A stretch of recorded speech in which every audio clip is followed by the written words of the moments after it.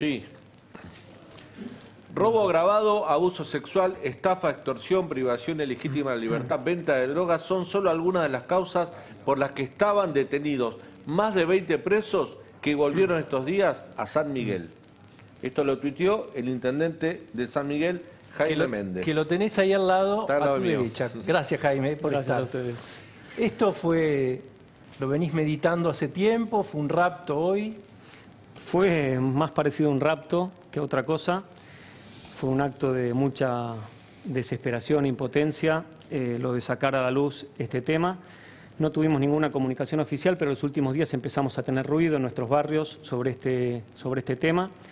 Y ayer, La gente misma. Sí, con nuestra llegada territorial a los distintos barrios de San Miguel empezamos a tener noticias de presos que volvían a sus barrios, que son conocidos en su barrio por las cosas que hicieron hace un tiempo.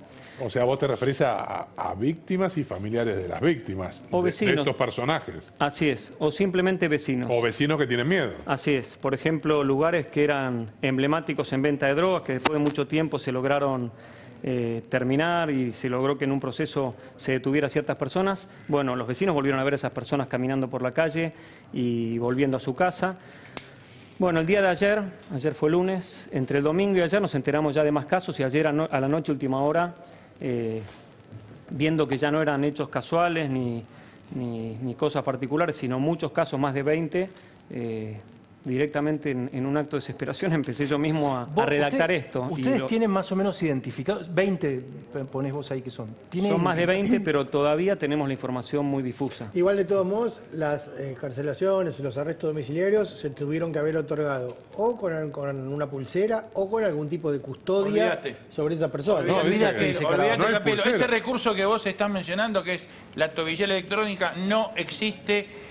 Hay lista de espera, 300 lugares arriba de cualquier preso que quiera pedir hoy una tobillera electrónica. El recurso que vos mencionás y que también hizo referencia el ministro de Seguridad de la provincia, Sergio Berni, no existe, no está disponible. Los presos se van a la casa con caución juratoria. ¿Y qué quiere decir eso, Caramba? Caución juratoria es con el compromiso de que me voy a portar bien y me voy a quedar en casa. La buena ¿Vos le fe. creés a un preso? ¿Vos le creés a un preso, como dice acá el intendente, y tengo yo en el listado de 430 detenidos que están en condiciones, según el Servicio Penitenciario Bonaerense, de ser incluidos en el grupo que recuperen la libertad o le dan prisión domiciliaria, que es lo mismo, lo mandan a la casa sin vigilancia? Primero porque no tenés policías para custodiarlos y segundo porque no hay tobilleras. Se van únicamente con la promesa de que se van a quedar en la casa. Y ahí tenés jefe de asociación ilícita, tenés violadores como pasó en el caso de Pedro Olmos, al que mandaron a vivir a la casa, que vive, está en la misma cuadra de la víctima de 13 años en Villa Centenario, partido de Loma de Zamora. Tenés ladrones y piratas del asfalto. Tenés gente que se sube y se trepa a la casa de un vecino a robarle. Tenés gente que robó con mano armada, mano armada. Entonces, a todos esos se están mandando a la cárcel. De un listado, de 3 listas, que suman 662 presos, hoy lo contó Gabriel Dinicona en el diario, ya recuperaron la libertad 102. Y hay presos que les están dando la libertad que no figuran en ese listado. Es una vergüenza lo que están haciendo. Bueno, el caso Vudú, por ejemplo, ¿no?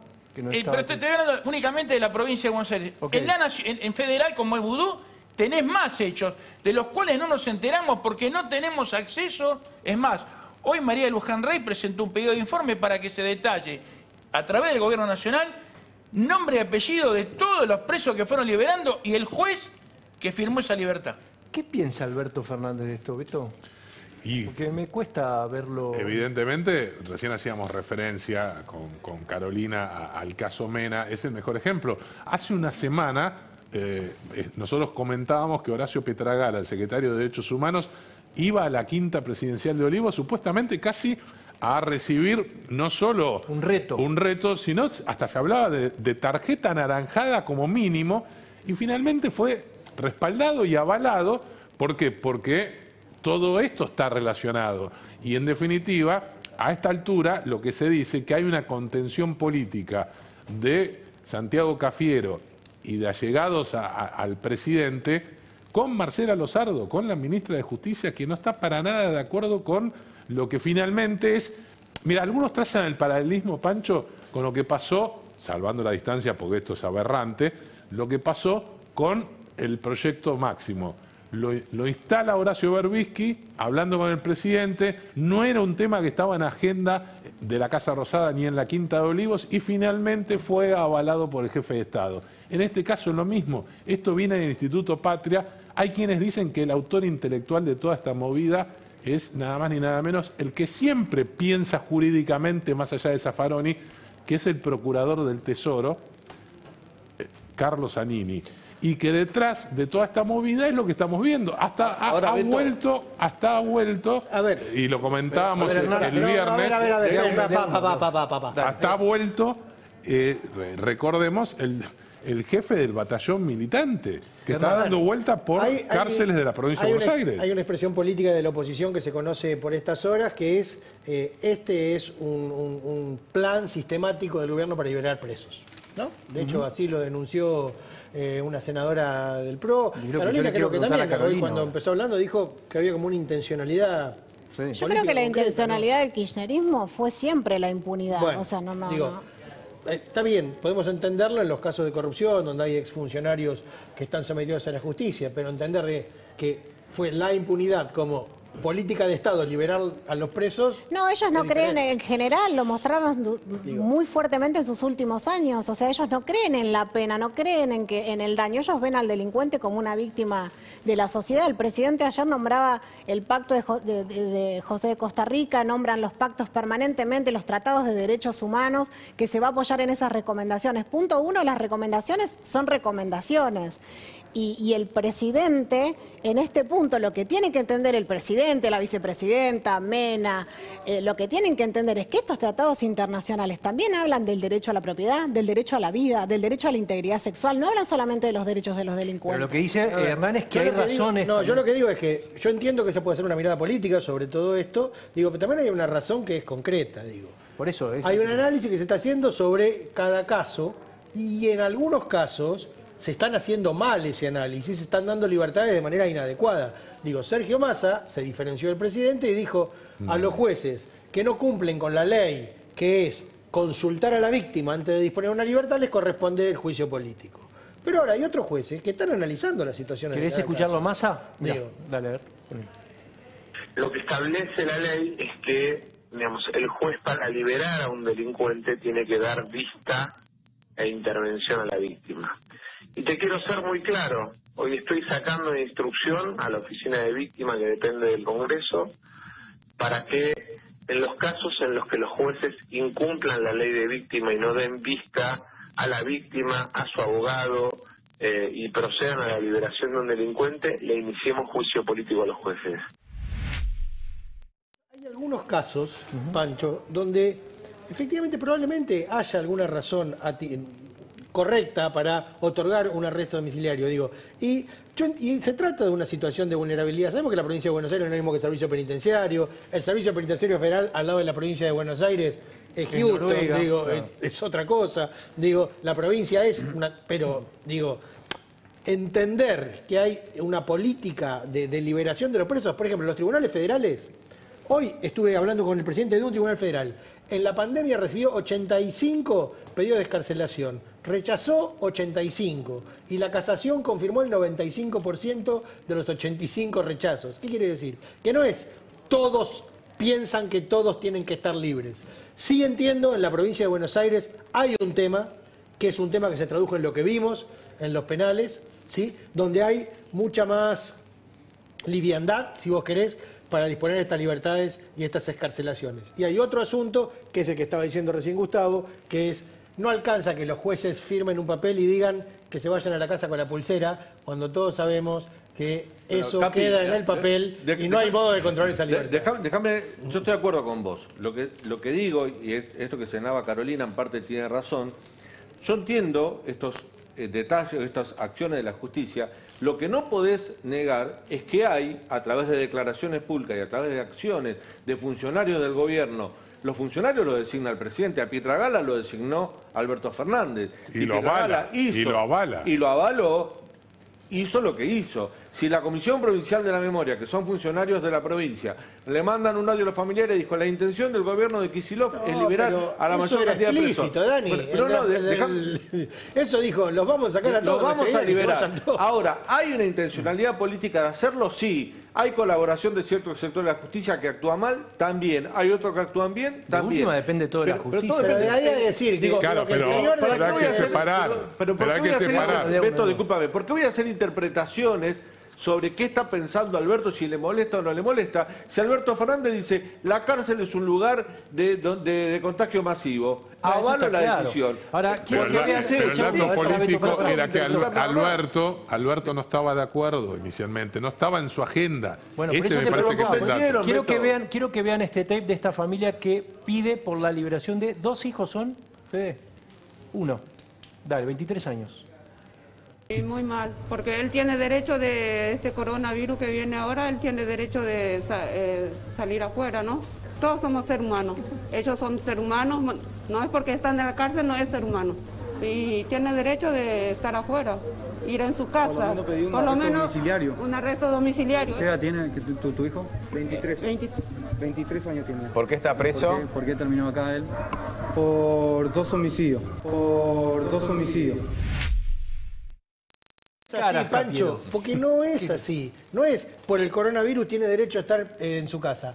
Eso no falso, es así, es eso falso. Claro. La Cámara de Casación y la Convención Interamericana de Derechos Humanos estableció un protocolo que dice: recomendamos otorgar medidas alternativas a la prisión a los condenados por delitos leves, dice, de baja lesividad, que estén a punto de terminar de cumplir su pena, que estén en situación de salidas transitorias, que estén en todos los los que grupos están saliendo de riesgo. están cumpliendo esos requisitos. Esto es lo que te digo que dijo no es el caso de la lo que Cámara de decía Casación. Caraba. Está bien, Pero entiendo. esto después se leyó en algunos jueces con lo mismo que decía esta señora. Lo que pasa es que cuando el uno- coronavirus lo tiene que largar. No. Cuando el mensaje no es claro, obviamente uno habilita este tipo de reclamos, que igual que los abogados defensores, las familias, o sea, tienen derecho de reclamar, porque obviamente ven una liberación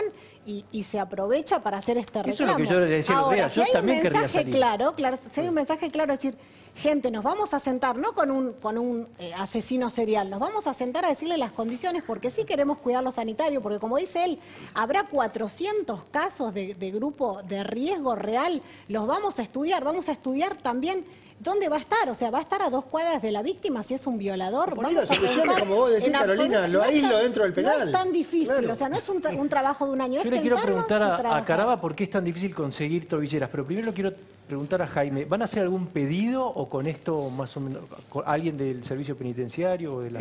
Nosotros ya mandamos oficios a los departamentos judiciales que nos pueden llegar a corresponder para tener información más precisa. Y a partir de eso ver qué medidas tomar de seguridad y de lo que sea, ¿no? El delito igual, ¿cómo está con el tema de la cuarentena? Cuando empezó la cuarentena bajó mucho. Las primeras 2 o 3 semanas de la cuarentena tuvimos números que no se tenían hacía mucho tiempo. Había bajado mucho. Ahora ya está en números más normales. Más normales. Caraba, ¿por qué es tan difícil conseguir una tobillera? ¿No debería ser...? Porque no tenés, es un recurso que ahora está faltando, es un elemento que está faltando ya incluso antes de la pandemia. No todos los precios, primero sale caro, no es un elemento barato, es oneroso, es costoso. Tenés que tener no solamente el elemento, sino también el recurso humano para monitorear a través de diversos aparatos electrónicos. Tiene que haber alguien que lo siga. Sí, porque eso suena en algún lado y tenés un operador que está monitoreando, no un caso, sino varios. Tiene que haber cobertura. Ese operador Claro. llama a la policía, a la comisaría o al destacamento policial que está cerca del lugar donde está el preso o el condenado o el imputado. Y es la policía la que va a verificar exactamente qué pasó. Ni siquiera es un agente del servicio penitenciario bonaerense. Entonces es un recurso caro y los recursos ahora se están destinando a otros gastos. Muy importante. Te hago una aclaración con respecto a más, una noticia de último momento.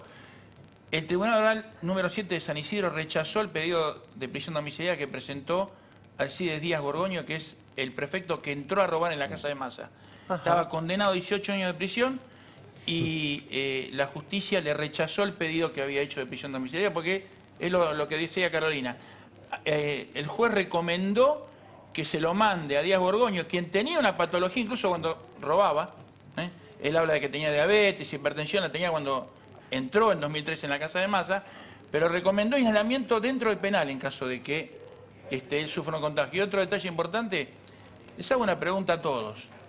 ¿Cuántos fallecidos hubo, cuántos contagios se sabe en las cárceles que hubo de coronavirus? Vos contaste acá uno en Florencio Varela, Julián Aracaki y 2 en Devoto. No hay ningún fallecido. Hubo 15 muertos en las cárceles que no fueron por coronavirus, fueron por motines. Cuando contaste lo del prefecto de Massa, Beto hizo una sonrisa. Y porque fue, primero porque quizás tendría que haber zafado por obediencia de vida, porque recordemos que no fue una decisión individual, y fue una de las razones por las cuales a Sergio Massa le costó mucho convencer a Malena y volver al kirchnerismo, o por lo menos conformar el Frente de Todos, porque eso había afectado muchísimo a su familia, el tema de que hayan ingresado, recordemos, en un barrio privado, no es cualquier domicilio. Una pistola con silenciador. Claro, exactamente. Y no era, y digo, no era un libre pensador ni un muchacho que entró al voleo. Beto, ¿por qué Massa se diferencia de manera tan visible? Podría haberlo planteado internamente a esto. Y porque es uno de los temas que siempre ha tomado desde el 2013, de su triunfo electoral parlamentario, de ahí en más, su relación con Rudolph Giuliani. Es decir, para él, políticamente, es muy difícil. Es muy difícil. No te olvides que había un código Massa. Claro, exactamente. Está bien, pero no sería la primera vez que hay un cambio de opinión. La ley de víctimas, el autor de la ley de víctimas es Sergio Massa. Su bandera era hay demasiados sapos que no está dispuesto a morfarse. Sergio Berni también se manifestó en contra. Berni dijo que si fuera por él no sale ningún preso. Jaime, posiblemente su experiencia como intendente también le dé una magnitud más concreta, más real de lo que implica esto en la vida real, en los vecinos, ¿no? La vuelta de un preso al barrio es un problema real con el que hay que convivir. Quiero dejar en claro que nosotros pensamos que obviamente los presos, las personas que están cumpliendo con una pena o prisión preventiva, tienen que tratar de garantizarse las condiciones dignas para su vida dentro de la cárcel, y siendo un virus tan contagioso es lógico que se atienda muy especialmente una comunidad que está encerrada y sobre todo aquellos que tienen factores de riesgo. Nadie está en contra de eso.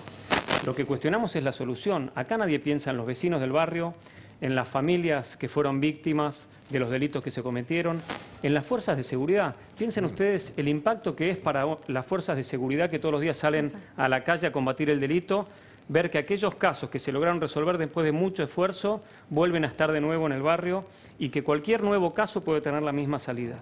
La verdad que los efectos que genera esta medida con relación a la seguridad en el conurbano son muy graves. Una pregunta para el intendente. Sí. En esa lista, en el primer listado de 430 presos que están en condiciones de que puedan acceder a la prisión domiciliaria, la mayoría, por lo que vi, son todos casos de gente que tenía kiosco de droga. Ahora, tomando lo que dijo él, ¿qué problema le provoca al barrio a alguien que maneja un kiosco de droga?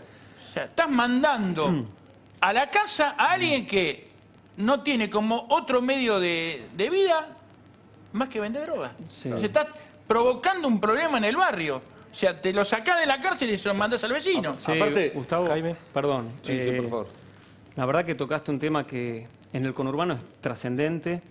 Si hay algo que atenta contra la vida de las familias en el conurbano, de los chicos, de los pibes que van a la escuela pública, de cualquier barrio, es la venta de drogas que existe en todos los municipios. Nosotros tenemos una larga historia de lucha contra esos puestos. Cuesta mucho erradicarlos después de denuncias, de insistencia y demás. Para los barrios es realmente un problema grave. Los chicos tienen todos los días la tentación, cuando van caminando a la escuela, de pasar por ese lugar. Y una vez que se erradica, que se logra, en San Miguel tenemos un caso emblemático dentro de estos que salieron, que costó mucho tiempo erradicarlo. Una vez que se logra, que ahora vuelva para atrás, es un mensaje que realmente... Y ahí, Jaime, también tenés el problema de lo que significa la contención a la fuerza de seguridad, al policía, en el caso que vos hacías referencia, que de repente trabajó, se pone en riesgo y ve que el resultado finalmente es que recuperen la libertad. Mirá, Eso es un problema. Argentina tiene un problema más grave, que es que tiene un indicador más alto en el mundo de personal de salud contagiado con COVID. Por distintas razones. Tenés muchos médicos, muchos enfermeros, mucha gente que trabaja en el servicio sanitario que se ha contagiado. ¿Qué le vamos a decir a los médicos? ¿Váyanse a su casa porque es peligroso o vayan a trabajar a los hospitales? Tenés 9 miembros del ejército que se han contagiado COVID por trabajar en zonas de riesgo atendiendo a población vulnerable. Hay de la policía aeroportuaria que por supuesto que trabajó mucho en estos días con la llegada de gente de Europa. Hay más de 10 que están contagiados. 14. ¿Qué le vamos a decir a esa gente? Servicios de seguridad, que realmente se están contagiando, que son una población, no población de riesgo, que tienen un trabajo de riesgo ante las circunstancias, que no trabajen más. Y tenés 2 presos con COVID y vas a liberar a 6.000 por eso. Digo, es sentido común esto. Fede, poné el tuit del intendente, a ver. Jaime, a ver si lo podés leer otra vez, Daniel. Sí, robo agravado, dice el intendente, abuso sexual, estafa, extorsión, privación ilegítima de libertad, venta de drogas son solo algunas de las causas por las que estaban detenidos más de 20 presos que volvieron estos días a San Miguel. ¿Alguien te llamó después de esto? ¿Alguien ¿Del gobierno, de la justicia, del servicio penitenciario? No tuvimos ningún llamado. Estamos esperando la respuesta a estos oficios para tener más precisión sobre todos estos casos. Esta información es verídica, pero todavía necesitamos mucha más precisión sobre cada uno de los casos. Algunos colegas tuyos, por el impacto que generó el tuit del intendente, estaban comunicándose con los tribunales, sobre todo en conurbano, para ver cómo era el caso de cada uno. Para ver el caso de cada uno. Le terminaste dando la idea, me lo comentaba en San Martín, por los tribunales de San Martín, que también incluye a 3 de febrero. Eso habla también de cuánto se pensó en la gente en esta medida. Supongamos que se tenía que definir esto y que la gente con reales problemas, factores de riesgo para el coronavirus tenían que volver a su casa. Supongamos que esa era la última solución. ¿Cómo no nos avisaron los intendentes, a las fuerzas de seguridad? ¿Cómo no es algo acordado entre todos para que no peligre toda la gente que vive diariamente, honestamente, tratando de vivir? Fran, si querés yo te pongo a disposición de la producción el listado de 430 presos que están condenados o procesados por venta de drogas, algunos, la mayoría es venta de drogas. O sea, venta de drogas fue considerado por la justicia como delito leve, para que este tipo de presos reciban. Ahora, Caraba, ¿hay un caso de alguien que violó y que recuperó la libertad o la domiciliaria? No todavía. ¿Violó a su hijo? ¿No hay un caso de alguien que violó a su hijo? Sí, hay un caso que violó a su hijo y está viviendo a pocas cuadras el de Villa su hijo Centenario. de 10 años violado. Yo lo que digo es que parece que retrocedimos muchísimos casilleros. Si nos acordamos, en los años 2013, 2014, las víctimas, yo me involucro en política luchando con muchísimas otras víctimas contra esto. Nosotros nos reuníamos prácticamente en secreto, porque las víctimas no sabíamos si éramos una secta a la que nadie quería escuchar, hasta que, bueno, logramos una ley, avanzamos. Entonces digo, volver a debatir en Argentina, con los avances que hemos tenido y con todo lo que falta, pero volver a debatir si está mal o está bien robar, si está mal o está bien violar, si está mal o está bien matar. O sea, no podemos volver a esos debates, eso es lo que yo digo. Obviamente estamos dispuestos, personas como Jaime, como yo y muchísimos otros tantos, a trabajar en una mesa de consenso, a querer solucionar, a trabajar por mejores cárceles, pero nunca la solución puede ser una liberación masiva sin estudiar el caso por caso como se merece. ¿Estás conforme con el comportamiento de Juntos por el Cambio con este tema? ¿O no? Nosotros hoy como bloque de la provincia pedimos una reunión urgente con el ministro de Justicia. Necesitamos estos datos, esto tiene que ser público para los intendentes. Hay datos, hay jueces que nos están hablando de 2.300 liberados, hay otros que están hablando de 900, hay otros que están hablando de 300. Queremos saber cuántos son los casos, queremos saber qué hicieron con los celulares. Ya vimos las consecuencias, cómo están haciendo, los están registrando. Es bloquear los celulares, bloquear diferentes redes. Son 2 minutos de tecnología. ¿Estamos seguros que no hay violadores que recuperaron la libertad? Sí, hay. Pedro Olmos. Te doy nombre y apellido. Pedro Olmos, Villa Centenario, partido de Loma de Zamora. el 6 de abril recuperó la libertad beneficiado con un fallo de casación. No, y hay otro caso que también es muy peligroso, que esto sí está comprobado porque... Violó a una chica de 13 años, te aviso. Y vive a una cuadra, ahora está viviendo a una cuadra de esa chica. Hay casos, Pancho, de gente que tuvo agresiones físicas por violencia de género, pero digamos con peligro de muerte de la víctima, que estaban presos y recuperan la libertad. Avísenle por favor a la expareja. ¿Sabes lo que me dijo un su juez? agresor está suelto. Te digo algo, no puedo dar el nombre del juez. Pero ¿sabes lo que me dijo un juez? Que la ley de la víctima tiene jurisdicción o aplicación únicamente en el ámbito nacional, no en el ámbito provincial. No, en el ámbito provincial es lo que me dijo un juez. Sí, está en tratamiento, pero la ley es de orden pública. De hecho, yo fui víctima en la provincia, en la ciudad de La Plata, y a mí se me convocó como víctima cuando el jefe de la banda pidió una prisión domiciliaria. Se me convocó y se me escuchó. Bueno. Quiero que escuches a Zaffaroni, ya que así sumamos todas las voces de la política. ¿Lo tenés? Está hablando de soltar, porque bueno, sí, claro, van a soltar los homicidas seriales, van a soltar los violadores, no es así. etcétera. No. El problema justamente es proceder de una manera racional para evitar que haya una salida tumultuaria, o una masacre tumultuaria. La idea, o lo racional que hay que hacer es decir, bueno, primero vamos a ver quiénes son quiénes están en situación de riesgo. Claro. Bueno, primero eso. Segundo, vamos a ver quiénes están cerca de salir, ya de terminar de cumplir la pena, que le faltan 6 meses, que le faltan 8 meses. Carolina. Y la verdad, Zaffaroni es Zaffaroni, o sea, y no tiene nada que ver lo que está diciendo con la realidad. O sea, la realidad es otra, la gente que se está liberando es otra. Pero yo, más allá de Zaffaroni, que me parece realmente una persona que ha hecho mucho daño al derecho penal, sobre todo en Argentina, porque son temas que en el mundo no se debaten, me parece, yo lo que quiero rescatar es un mensaje que me mandó hoy una jueza de ejecución de un interno que decía: yo no adhiero a los hechos de violencia, yo creo en la justicia y respeto la condena que se me impuso.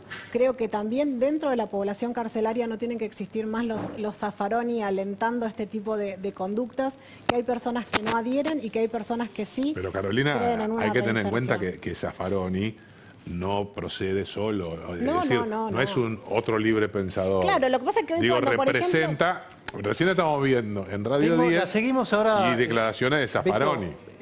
Quiero saber si era posible alivianar un poco con salidas recreativas, Jaime, la cuarentena, esto que se discutió el fin de semana. ¿Me lo contestás en unos segundos? Dale, gracias. Chau.